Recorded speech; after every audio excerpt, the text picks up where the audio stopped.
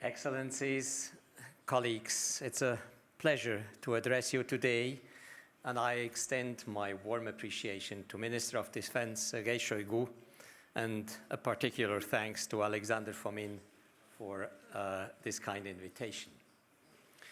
I note with appreciation the deepening interaction between the International Committee of the Red Cross and the Russian Federation, notably in contexts like Syria and Nagorno-Karabakh, and through our permanent dialogue in Moscow, Geneva, and other capitals of the world.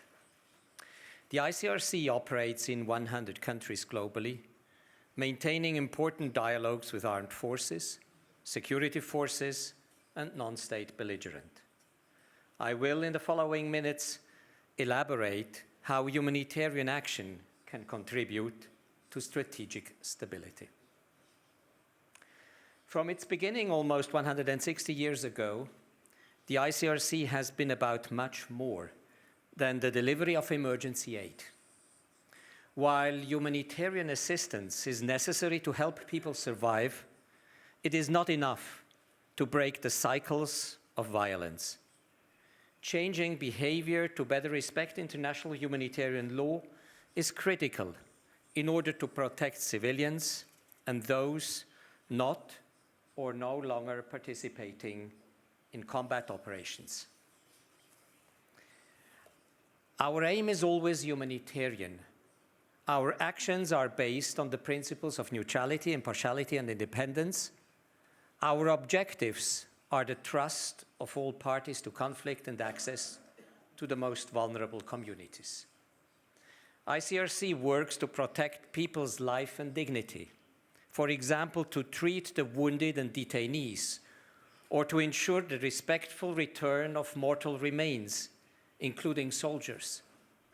We work through the mandate provided by states in the Geneva Conventions and in other frameworks governing the use of force in situations of violence and conflict.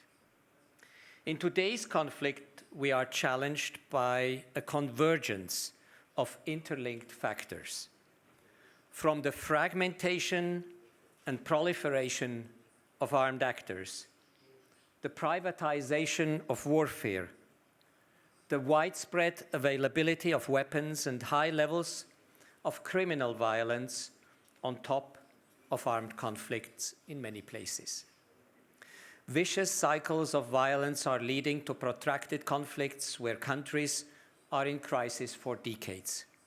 This year marks 40 years of ICRC operations in Iraq. We have been in Yemen for more than 60 years and for more than 30 years in Afghanistan. The result of endless wars is humanitarian needs on a catastrophic scale.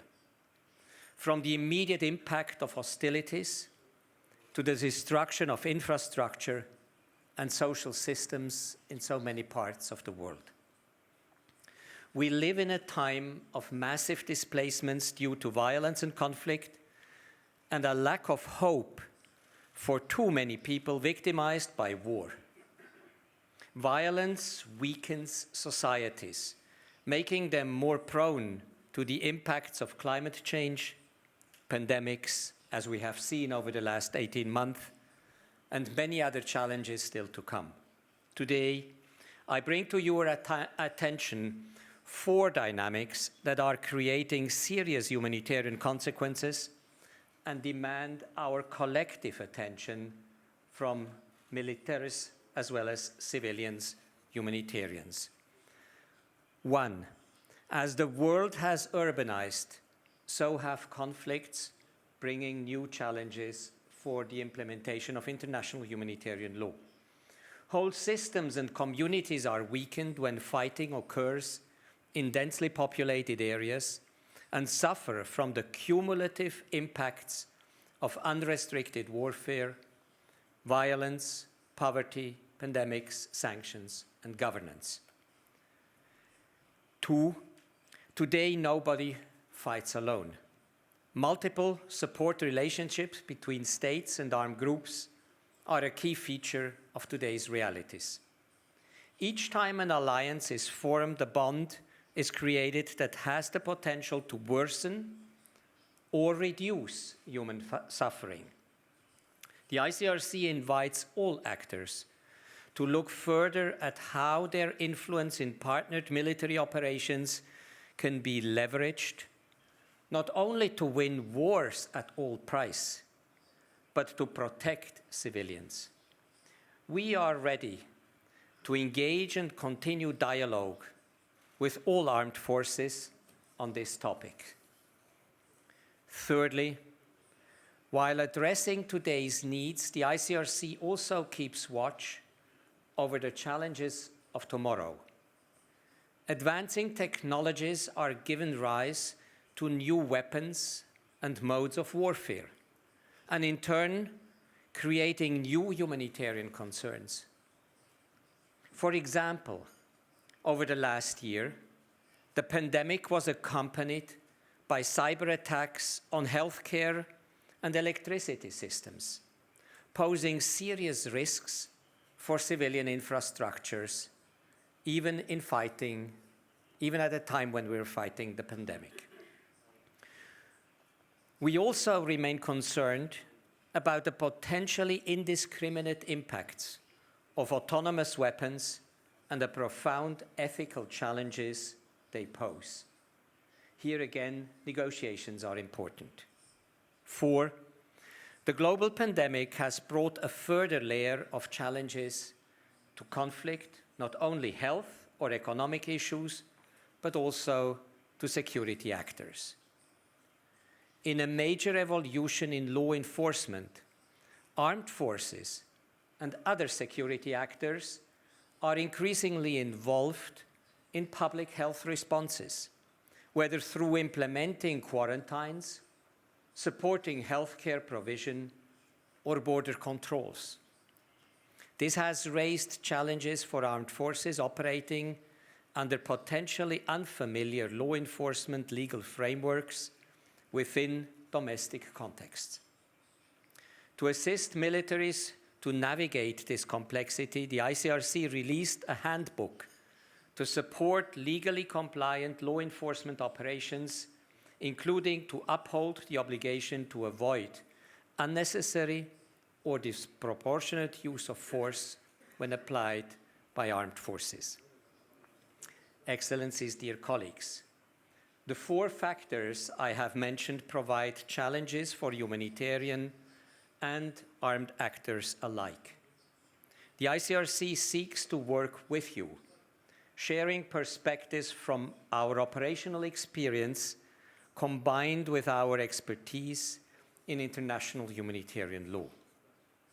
International humanitarian law remains a powerful guide in balancing military necessity against the humanitarian imperative. International humanitarian law is time-tested, based on customary rules codified by militaries alongside states, humanitarian actors, and my organization, the ICRC.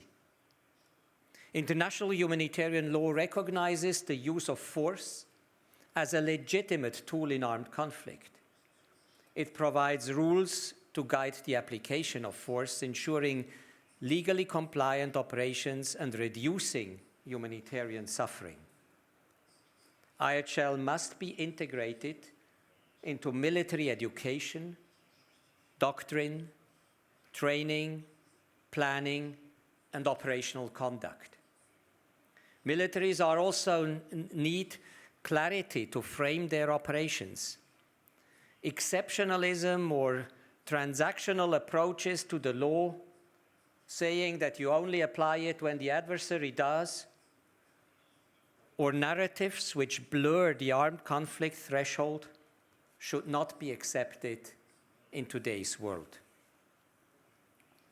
Ladies and gentlemen, dear colleague, ICRC is a reliable and predictable partner for today and tomorrow, your partner for today and tomorrow.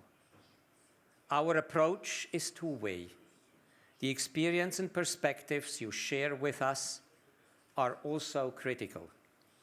We engage with armed forces and police in over 110 countries of the world, And last year, we had contact with more than 460 non-state armed groups.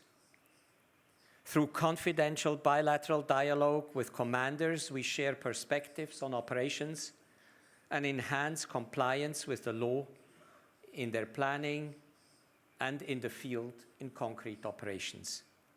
We provide our wealth of legal and operational expertise from conflicts, supported by over 70 specialist delegates who are former senior military and police officers. Our dialogue is supported by practical resources, commanders' handbooks, tools, and innovative international humanitarian law learning methods, such as virtual reality training in international humanitarian law, in which we have recently massively invested and which is available to the armed forces here present. Excellencies, dear colleagues, I believe it is the quiet but robust dialogue based on practical and pragmatic cooperation with armed actors in today's conflicts, which will help to ensure better respect for laws and principles.